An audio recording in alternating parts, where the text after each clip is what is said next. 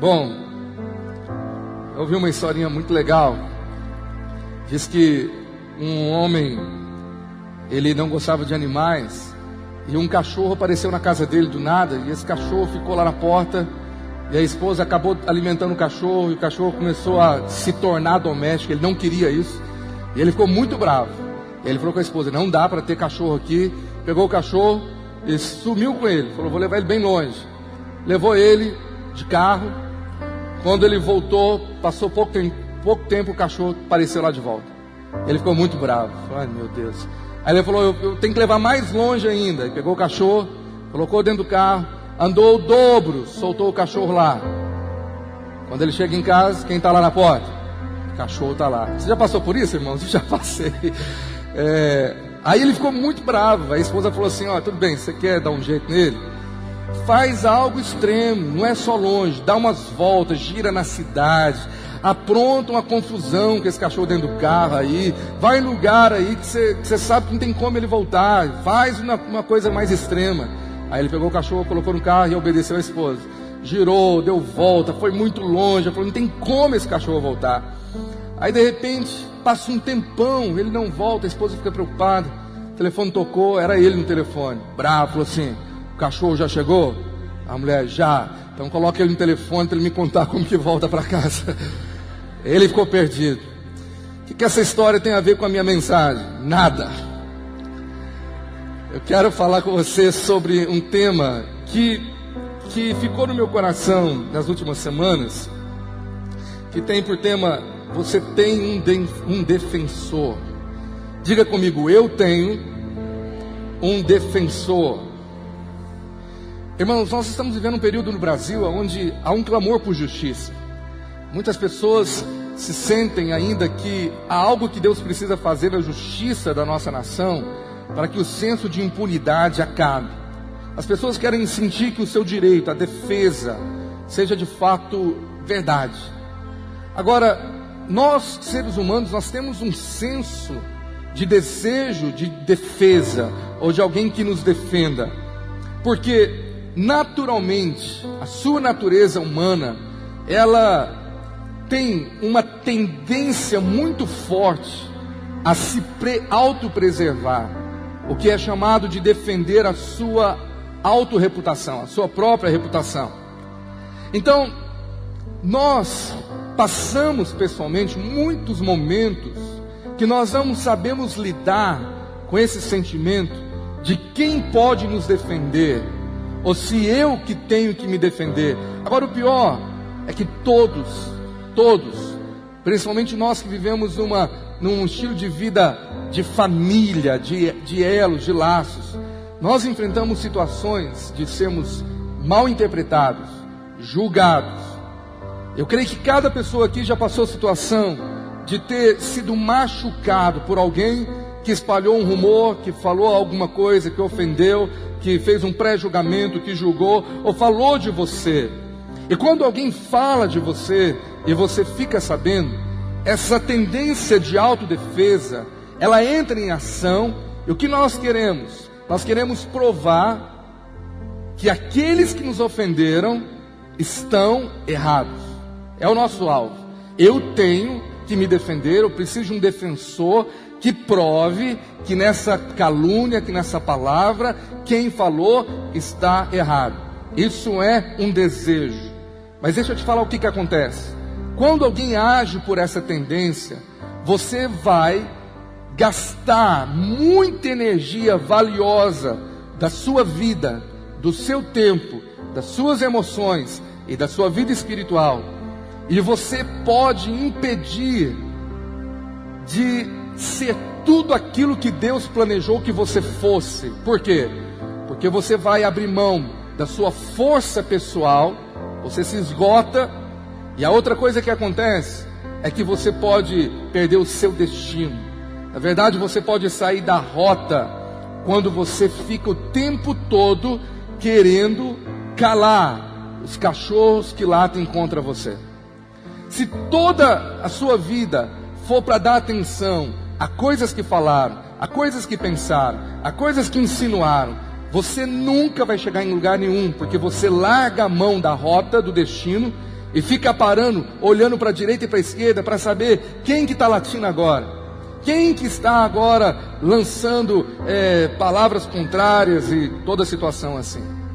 Agora o pior é que quando você está envolto de uma situação assim, ou já passou, o problema é que nós temos um sentimento assim: quem vai me defender?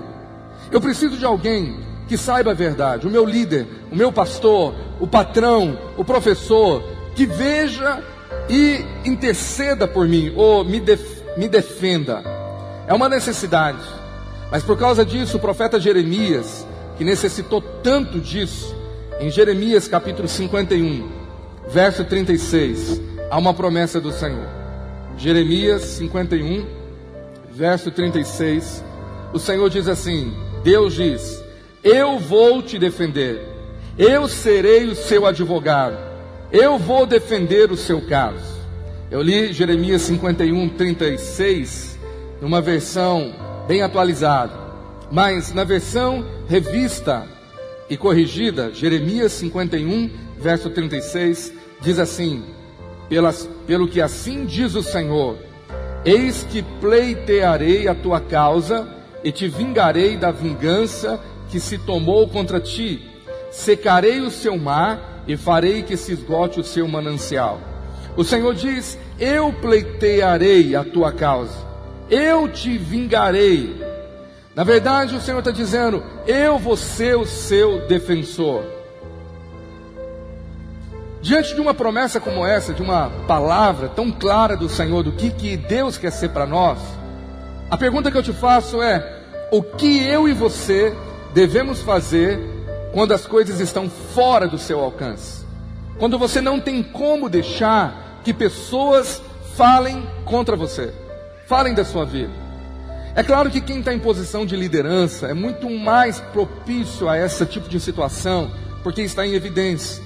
Pastores, você líder de célula, você que lidera pessoas, o patrão, o professor, alguém que está à frente de algo, ele vai passar por isso. Ele é visto, e por ele ser visto, essa situação se torna muito mais comum, as pessoas trazerem palavras. Agora, não precisa só você estar em posição de liderança ou ser visto. Qualquer pessoa vai atravessar isso, dentro da sua casa, dentro do casamento, em todo tipo de relacionamento. Agora, dentro da igreja também. O que vai acontecer dentro da igreja? Você poderá ter situações que você quer ser defendido. Pastor, falaram algo, insinuaram algo. Eu ouvi algo que passou em alguém falando. E aí o seu clamor é: eu preciso de um defensor. O que eu quero te falar hoje é que, se você não saber o que você deve fazer, você pode atrapalhar tudo que Deus quer fazer e ter uma grande derrota. Na verdade, se você buscar um defensor aqui na terra, se você buscar um defensor na sua família, o seu pastor, você vai estar escolhendo trocar o principal defensor que disse: não precisa se vingar, eu vou vingar você, por uma pessoa que você acha que poderá te ajudar. E é aí que as confusões aumentam, é aí que a situação piora. Nós precisamos aprender que você não tem que se defender. É o que a palavra nos ensina, eu quero te mostrar hoje. Você tem um defensor, a palavra fala que o Deus, o Altíssimo, disse: eu vou resolver os seus casos, eu vou pleitear a tua causa. O Senhor diz para você: eu serei o seu defensor. Aleluia. Você pode dizer amém para isso? Você pode aplaudir o Senhor por essa promessa?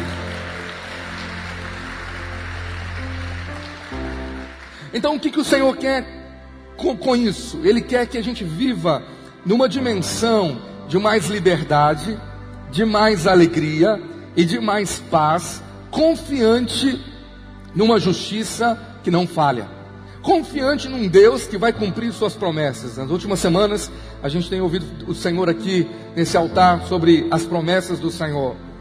Você hoje precisa escolher se Deus vai lutar as suas batalhas, e você vai ter que confiar nele, somente nele, para proteger a sua reputação, sua vida, o seu eu, contra cada palavra injusta que já falaram. Ou você troca a proteção divina, a confiança nele, a defesa dele, e vai buscar outras ou a sua própria. O que acontece quando você falha nisso? A primeira coisa que o diabo quer fazer, quando ele usa pessoas, porque a Bíblia fala que a nossa luta não é contra pessoas, não é contra o ser humano, que foi usado pelo diabo para lançar uma injustiça, uma calúnia, uma palavra contra você. Nós sabemos que a nossa luta, diz Efésios 6, é contra quem está usando pessoas, é contra os demônios, é contra um ataque do diabo. Agora, quando ele percebe que você não sabe o que fazer, quando chega uma palavra injusta, é aí o ponto fraco que ele vai ficar sempre trazendo a mesma situação.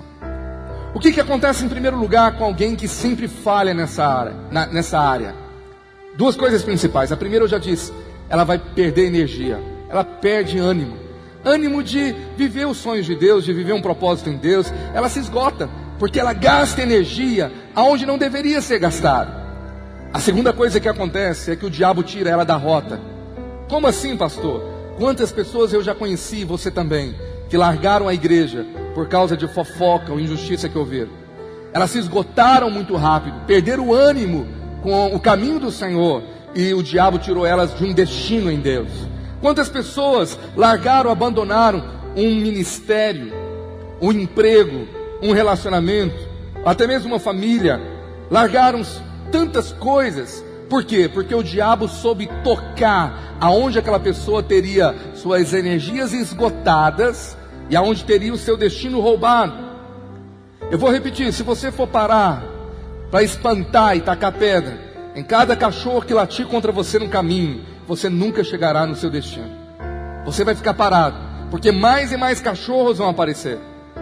E cachorro eu estou falando literalmente, não use nenhuma analogia. Talvez você já viu carros andando ou motos e os cachorros correndo atrás latindo. Se aquele carro for parar para espantar aquele cachorro, pode ter certeza que o outro lá na esquina vai aparecer. E ele nunca vai chegar aonde ele deveria chegar. A minha pergunta é, o que está distraindo você do seu destino? Talvez tem pessoas que estão perdendo o pique, o ânimo com as obras do Senhor, com a célula, com a própria família, com o seu trabalho, porque o diabo está distraindo você e colocando cada vez mais casos de injustiça, de calúnias, porque isso é uma arma para ele. E eu vejo pessoas que se tornam aprisionadas, elas são muito imaturas, porque elas param a cada palavra contrária. Elas ficam dando ouvidos, o que alguém falou, aquilo, alguém pressupôs, e aquilo é tão importante para elas, a sua autorreputação, que elas não fazem mais nada.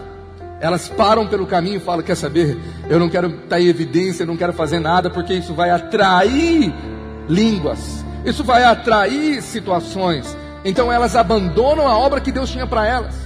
Eu já vi pessoas que lá abandonaram um emprego maravilhoso, porque não soube suportar com essa situação dentro da empresa, de pessoas lançando injustiça. Então ela não soube lidar com calúnia, com ofensa. Então de fato ela se esgotou e perdeu o destino. Quantos já pararam em áreas da vida, ou desanimaram, abandonaram, saíram da situação, porque não sabia como lidar com aquilo que nós chamamos das retaliações.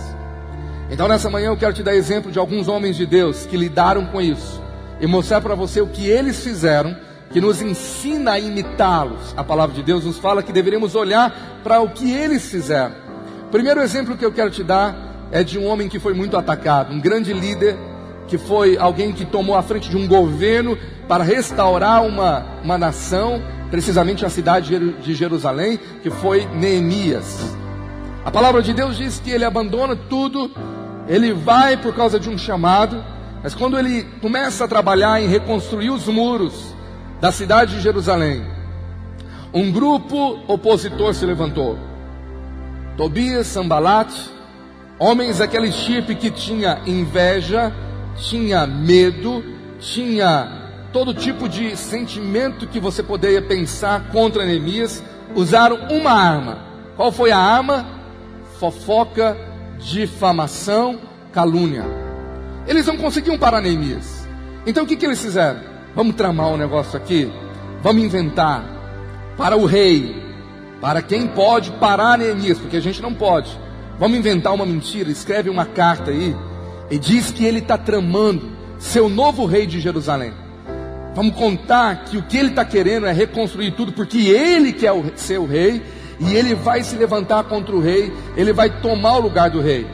Então eles tramam tudo isso e começam a difamar isso lá, mandar para o rei, mas o objetivo era chegar nos ouvidos de Neemias. E Neemias ouviu: olha, eles estão dizendo tanta calúnia, que você está com más intenções, você está querendo ser o rei, você está querendo ter dinheiro do povo, você está querendo tudo, menos o bem. E lá em Neemias 6, há a resposta maravilhosa de Neemias, que nós precisamos aprender esse princípio. Neemias 6, verso 3. Anota esses textos para sua meditação semanal, o seu TSD. Neemias, ele ouve aquilo. Enviei-lhes mensageiros a dizer. O que ele respondeu? Estou fazendo uma grande obra. O que Neemias está falando? Eu vou empregar minha energia na grande obra. Eu não vou gastar meus recursos, as minhas emoções, a minha força, se não for na grande obra, e não nas obras do diabo. Aí que muitas pessoas erram. Elas largam a grande obra de Deus, elas largam de orar, largam de crer, de ler a palavra de Deus, de adorar o Senhor, e começam a investir a sua energia numa outra obra, e a outra obra é do diabo. Elas vão querer justificar, vai lá atrás da pessoa, para querer saber, para contar, para se autoproteger, para se autodefender. E ela acha que isso é o certo. Mas todas as vezes que ela vai fazendo isso, ouvindo fofoca, atrás de fofoca, ela larga a grande obra, e ela vai cuidar das obras que o diabo está inventando. A outra coisa que Neemias fala é: de modo que eu não poderei descer. Eu não posso largar o destino, eu tenho um prazo. Eu tenho um tempo, eu tenho um foco, eu não vou desviar do meu destino em Deus. Por que cessaria a obra? Neemias sabia que se ele parasse para lidar com as calúnias, a obra seria cessada. Quantas células, quantos ministérios, quantos pastores, quantas igrejas, quantas famílias cessaram a obra de Deus, porque deixaram o diabo usar essa arma terrível da calúnia, da fofoca e da injustiça. Enquanto eu a deixasse e fosse ter convosco, quem estaria no meu lugar? Quem faria o que Deus pediu que eu fizesse? O chamado que Ele me deu, a unção que Ele me deu, os dons que Ele me deu, os talentos e energia, é para uma grande obra. Quantos creem que Deus tem uma grande obra na sua vida? Levanta a sua mão e diga: eu também tenho uma grande obra. Tem alguém aqui nessa manhã que pode falar isso? Fala: eu tenho uma grande obra e eu não posso parar. Fala: eu não vou perder o meu destino. Então, algo que eu quero que você destaque nesse texto, eu gostei dessa versão revista e atualizada, é que ele diz assim: eu não posso descer. Diga comigo: eu não posso descer.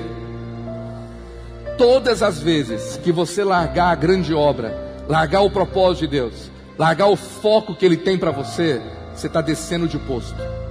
Todas as vezes que você desanima, que para, por causa das armações do diabo, por causa daquilo que ele tramou contra o seu casamento, contra a sua família, você está descendo do posto que Deus colocou você. É óbvio que literalmente Neemias estava em Jerusalém, que era o lugar mais alto, e eles estavam lá no vale. Eles tinham que subir a montanha para atacar Neemias. Eu quero falar para você que a palavra diz em Efésios que você foi colocado, assentado nas regiões celestiais em Cristo Jesus. Levante uma das suas mãos e fala: eu estou nos lugares altos.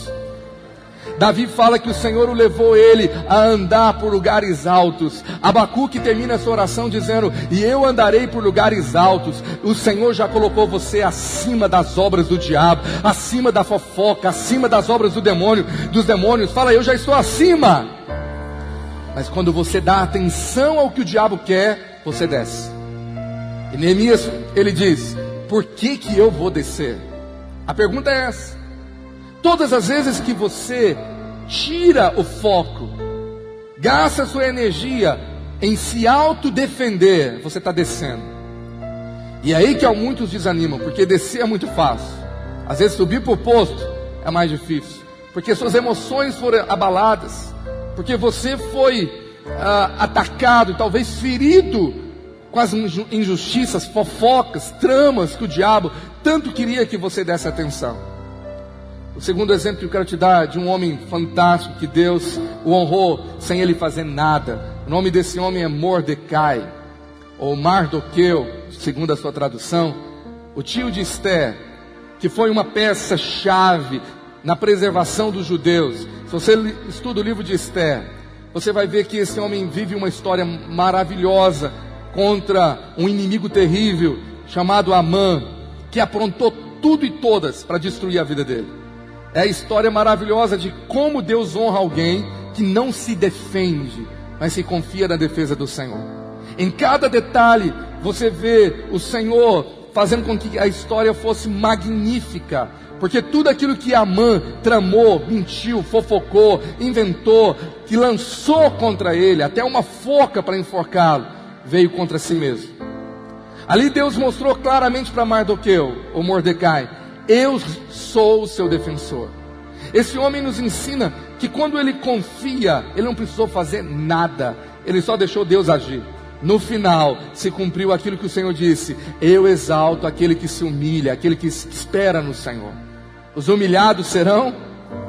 Esse homem teve um momento de humilhação, mas a exaltação não se comparou com a luta que ele atravessou. Eu quero que você abra sua Bíblia em Esther, capítulo 6, verso 10. Esther, capítulo 6, verso 10. Então disse o rei a Amã: apressa-te, toma as vestes e o cavalo, como disseste, e faze assim para com o judeu Mordecai, que está assentado à porta do rei, e não omitas coisa nenhuma de tudo quanto disseste. Deus, ele é tremendo nos detalhes. Amã achou que o rei ia honrá-lo. Pergunta para ele: que honra eu poderia dar a alguém? Ele achou que era com ele. Falou: manda ele se vestir com vestes reais, se assentar no cavalo do rei, a dar voltas à cidade sendo exaltado. E no final, se você ler a história, então o rei fala: então vai você, faz isso com Mordecai e você puxa o cavalo. Deus, ele é fiel, meu amado. Ele é fiel, ele não vai deixar com que nenhuma injustiça prevaleça sobre a sua vida. Você crê nisso? Agora, a mentira que o diabo quer deixar na sua cabeça é: Deus, ele tarda, mas não falha. Essa grande mentira que Deus tarda leva alguns a falar assim: olha, eu confio na justiça de Deus, um dia ela vem. Aí você não sabe quando, você nem sabe se ela vem, e você acha que talvez vai ser lá na glória. Olha, eu vou ficar aqui humilhado, eu tenho que aguentar tudo isso, vou engolir todos os sapos, vou sofrer, vou ficar acusado, ferido, mas um dia Deus vai fazer vingança. Não é assim que Deus trabalha. Em todo o tempo da vida de Mordecai, Deus mostrou: eu estou presente, eu estou agora, eu estou vendo o que você está atravessando. Não vai ser amanhã minha justiça, vai ser agora. Algo Deus já está fazendo por aqueles que esperam no Senhor. A palavra de Deus diz que Ele trabalha por aqueles que nele esperam. Aleluia. Você está aqui comigo nessa manhã? Diga amém. Então nós no domingo passado aprendemos o que é esperar no Senhor, como diz Isaías 40. Lembre daquilo. E se você espera no Senhor, a promessa é: eu já estou agindo. Meu irmão, se você falar: Senhor, é o Senhor que guarda a minha vida, é o Senhor meu defensor, é o Senhor que guarda a minha reputação, eu não vou fazer nada, o Senhor peleja as minhas batalhas, o Senhor está à minha frente, porque fui comprado por alto preço e eu pertenço ao Senhor. Sabe o que está acontecendo? Deus já está agindo agora. Você crê nisso? Você pode aplaudir esse Deus que age agora? Aleluia. O terceiro exemplo que eu quero te dar é o exemplo de uma situação dentro da família. Você acha que dentro da família há problemas de inveja? Você acha que dentro da família há problemas de ciúme dos irmãos? Perseguição? Talvez você fale: pastor, é o lugar que mais tem. Nós estamos numa família. Eu quero te falar que uma das famílias mais sublimes atravessou uma crise terrível, que foi a família de Moisés. O seu irmão Arão e a sua irmã Miriam têm ciúmes e até mesmo inveja. Meu irmão, você sabia que uma das coisas mais difíceis de se detectar quando alguém quer confessar é inveja? As pessoas falam que estão sentindo tudo menos inveja, mas ela é real. Como que você percebe uma inveja evidente? Quando alguém não se alegra com a vitória do irmão, do outro. Quando alguém chega para você e fala assim: olha, consegui uma grande bênção, olha a promoção que eu tive, precisava tanto de um sapato, fui em tal loja, na hora que eu fui lançar uma promoção, compra um e leva mais 3 melhor. O cara fala: o quê? Eu compro lá todo mês, nunca aconteceu isso? A primeira reação é estranhar: por que isso não aconteceu comigo? Isso é inveja. A inveja não consegue se alegrar com o favor, a bênção que o outro recebeu. Por isso que há um ditado que fala assim: é muito mais fácil chorar com os que choram do que se alegrar com quem está alegre. Porque parece que precisa de mais graça de Deus você se alegrar com a vitória dos outros. Você acha que tem pessoas torcendo para a sua ruína? Você acha que tem pessoas torcendo para ouvir algo que aconteceu de ruim com você? E elas vão falar assim: ah, que pena. Mas por dentro estão saltando de alegria. Por quê? Porque de certa maneira havia uma competição. Há uma comparação. Talvez elas querem o que você tem. Talvez elas querem ser o que você é, ou estar onde você está. Você acha que tudo isso é uma realidade? É, infelizmente. Nós não podemos tampar os olhos. Mas o problema é que a Bíblia fala que nós temos que saber qual a reação ter diante dessas situações que há no mundo, que há no meio da família. O que aconteceu com Moisés? Números 12, do versículo 1 ao 9, conta que eles começaram a conspirar. O que eles falavam? Você acha que é só você que ouve a voz de Deus? Você acha que é só você o profeta? Você acha que Deus pode usar só você? Miriam e Arão falou: por que você acha que você é melhor? Nós temos o mesmo sangue, nós somos a mesma família, e parece que você tem algo especial. Inveja, perseguição, calúnia. Mas Números 12:8, Deus fala. Deus começa a falar, ele chama os 3 para uma conversa. O pai amoroso fala assim com a Miriam e Arão: boca a boca falo com ele. Com ele quem? Moisés. Claramente não por enigmas, pois ele vê a forma do Senhor. Tem uma outra versão que diz: ele vê a face do Senhor. Como, pois, não temestes falar contra o meu servo, contra Moisés? E o que aconteceu? Imediatamente a pivô da conspiração, a Miriam, ela ficou leprosa.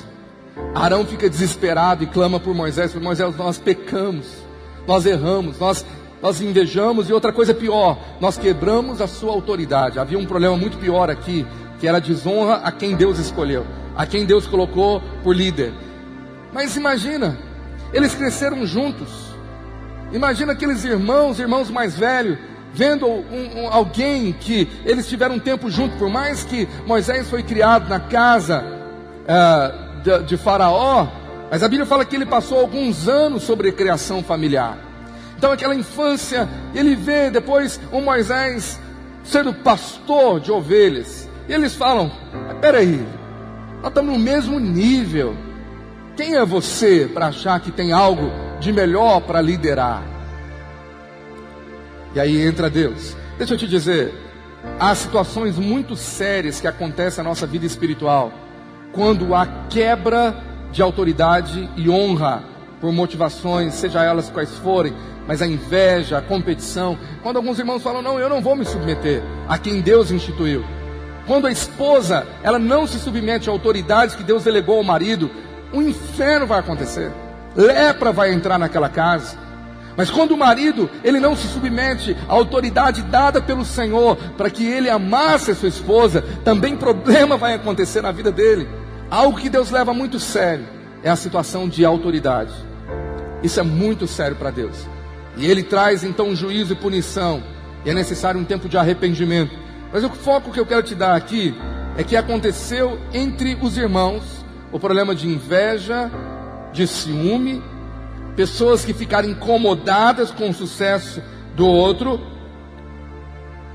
Cutuca o irmão que está ao teu lado e fala assim: você acha que pode acontecer isso no nosso meio? Pergunta para ele: você acha que tem isso, meu irmão? A palavra do Senhor diz em Salmo 105, verso 5, um texto que muitos amam falar, mas a Bíblia fala que todos nós somos ungidos. E Salmo 105, verso 5 fala assim: não toqueis nos meus ungidos. nem maltrateis os meus profetas. Aquela versão está bem diferente, ou é um texto que não condiz com o que eu anotei. Salmo 105, verso 5. Ou melhor, verso 15, me perdoa, eu falei errado, irmão. Salmo 105, verso 15, pela NVI fala: não toquem nos meus ungidos.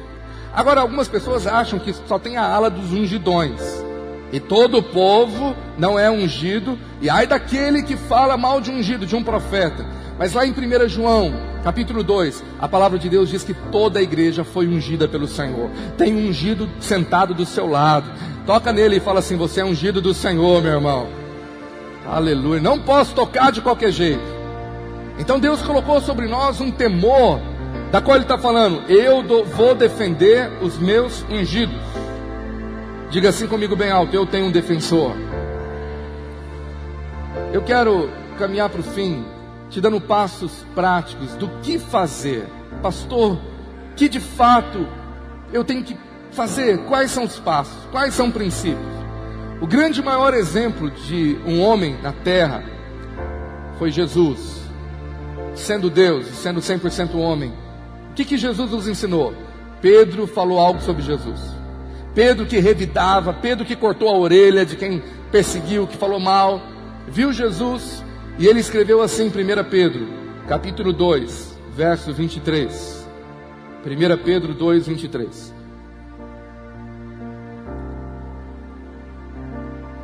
Pois ele, quando ultrajado, não revidava com ultraje.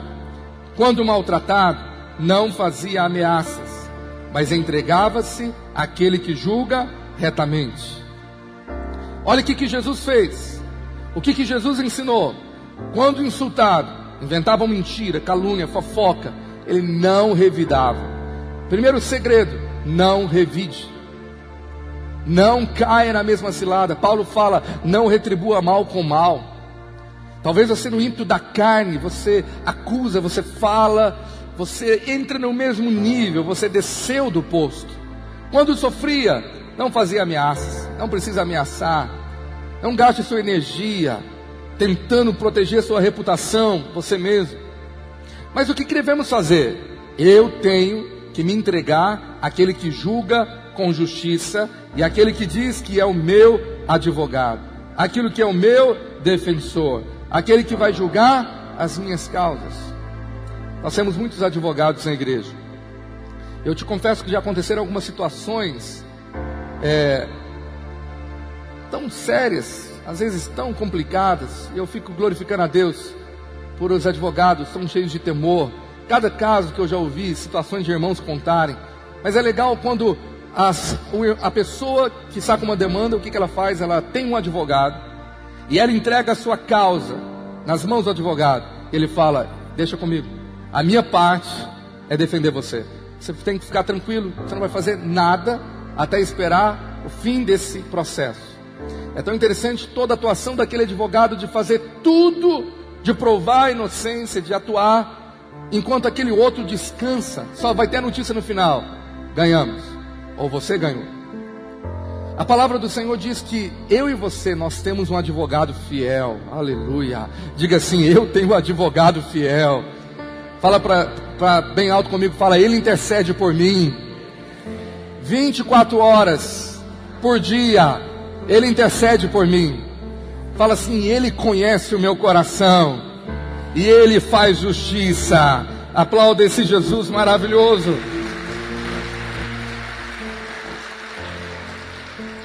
O apóstolo Paulo diz em Romanos 12, 19, muito claro, a ação da igreja diante de situações de ataque, de pessoas, calúnia. Romanos 12, 19. O apóstolo Paulo termina esse capítulo maravilhoso dizendo assim, queria tanto que você visse esse texto, anotasse ele, mesmo que projetamos aqui para você. Não vos vingueis a vós mesmos, amados, mas dai lugar à ira, porque está escrito: a mim me pertence a vingança, eu é que retribuirei, diz o Senhor. Nunca procurem vingar-se, diz aqui na versão NVI, mas deixem a ira com Deus. Eu quero te falar de um princípio aqui muito sério, que o Senhor já tem me ensinado há anos. Olha para mim, Isso que o Senhor está falando aqui, Ele leva muito a sério. Eu quero te dizer que se você não escolher deixar o Senhor ser o seu juiz, o vingador, aquele que vai pleitear a sua causa, e se você escolher se proteger, se defender, você está abrindo mão da defesa do Senhor. Ele está dizendo: minha é a justiça, minha é a vingança, eu é que retribuirei. Então todas as vezes que você quiser retribuir, você está perdendo a grande oportunidade, o privilégio de ver o agir de Deus. Em todas as vezes na Bíblia que um homem não fez o que Neemias, Mardoqueu, Moisés fez, que foi entregar nas mãos do Senhor e quis retribuir, Deus não agiu. Estude a Bíblia, você vai ver isso. Deus falou: é com você então? É você que vai agir? Então tudo bem, fique com a sua justiça e vamos ver no que dá.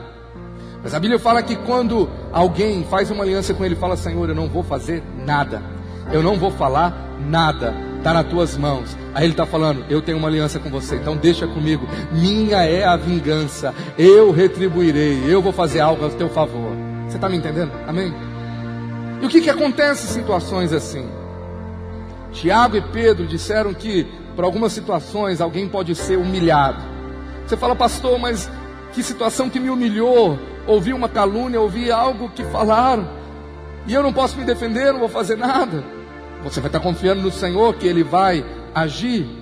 Mas a questão é que, se você quer ser exaltado pelo Senhor, quer ser honrado, essa exaltação e honra vem como promessa de alguém que experimentou humilhação.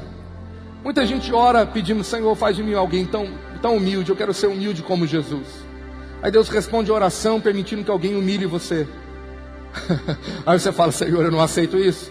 Aí Ele fala: mas você pediu para ser humilde. O humilde, ele é aprovado na hora da humilhação. Quando houve insulto, quando tem que se calar, quando houve coisas contra você. Eu me lembro que na primeira grande conferência que eu tive a oportunidade de ministrar, eu tinha 17 anos e foi uma loucura do pastor presidente de uma grande conferência no Rio me convidar para ser um dos preletores principais. No final das contas, eu me tornei o preletor que mais ministrou naquela conferência de uma grande denominação. Mas só era preletor conhecido e os cantores famosos, e eu nunca tinha pregado em lugar nenhum. Eu lembro que eu jejuei por 7 dias ou mais. Eu fui para lá antes, intercedendo, falei: Senhor, eu nunca falei para tanta gente. Mais de 4.000 pessoas estavam lá. Quando eu subi no palco de um grande local, eu estava no meio das pessoas, aí estava um grupo de preletores lá, se preparando, e estava lá os famosos, que eu conhecia tanto na época. Eles estavam lendo um encarte daquela conferência, lendo lá, vendo os nomes. Eu acho que não tinha foto naquela época, mas lendo: ó, esse aqui o fulano vai estar pregando amanhã. Eram muitos preletores. Aí alguém leu, eu estava atrás desse preletor: tem aqui alguém, Daniel Martins, vocês já ouviram falar? Aí todo mundo: não, nunca ouvimos falar. Eu falei lá atrás: quem? Eu não faço ideia quem seja, quem será. Mas a minha expectativa é o que vão falar. Aí alguém falou assim: eu ouvi falar que é um menino que colocaram para pregar aí, vamos ver o que vai dar. Nossa, aquela hora me deu vontade de falar algumas coisas, mas o Senhor falou: fica caladinho, eu não vou te contar o resto, porque não precisa. Mas eu fiquei calado no tempo de ser humilhado ali, de brincadeiras, de rirem. Mas eu só fui orar, falei: Senhor, eu já estava com medo de subir lá, e agora que falar tudo isso de mim, como que eu vou subir? Mas eu me lembro que quando eu comecei a ministrar, eu pude ver honra de Deus, aquilo se cumprir. Alguém foi humilhado, você aceitou ser humilhado, o Senhor é fiel, Ele exalta aquele que se humilha diante dEle. Você confia no Senhor? O que começou a acontecer naquela conferência? Eu comecei a ministrar, não tinha nada a ver comigo, nem porque eu queria. Eu estava falando sobre a unção, e eles começaram a ver que na frente daquela grande avenida, havia uma avenida passando os carros, muito movimentada. As pessoas começaram a cair pelo poder de Deus lá na calçada, enquanto eu estava ministrando. E aí os obreiros lá tiveram que trazer as pessoas que estavam lá sendo tocadas para dentro do lugar. Começaram a contar: olha, as pessoas que estão passando na frente do ginásio estão caindo, estão começando a chorar lá fora. Deixa eu te dizer algo: Deus está preparando algo grandioso quando você aceitou se humilhar, e você está falando: Senhor, eu creio na Tua palavra. Vem algo de honra e exaltação de uma maneira muito grande da parte do Senhor. Você acredita nisso? Amém? Todas as vezes que você tiver uma oportunidade de ser humilhado, Não rejeite ela, porque atrás dela tem uma grande promessa. O Senhor está dizendo: o que se humilha será exaltado. Você pode ver algo, Deus te exaltando de uma maneira tão grandiosa dentro do seu casamento, da sua família, quando você resolve esperar e acreditar no Senhor. O que você deve fazer?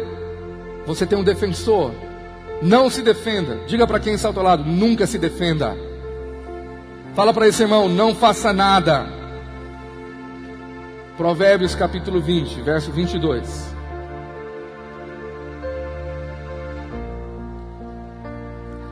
Provérbios 20, 22 diz a palavra: não digas, vingar-me-ei do mal. Espera pelo Senhor e Ele te livrará. A NVI fala: não diga, eu o farei pagar pelo mal que me fez. Espera pelo Senhor e Ele dará a vitória a você. Diga bem alto comigo: não diga, eu farei pagar pelo mal que me fez. Levante uma das suas mãos e fala: espere pelo Senhor e Ele dará a vitória a você. Aplauda o Senhor bem forte. Glória a Deus.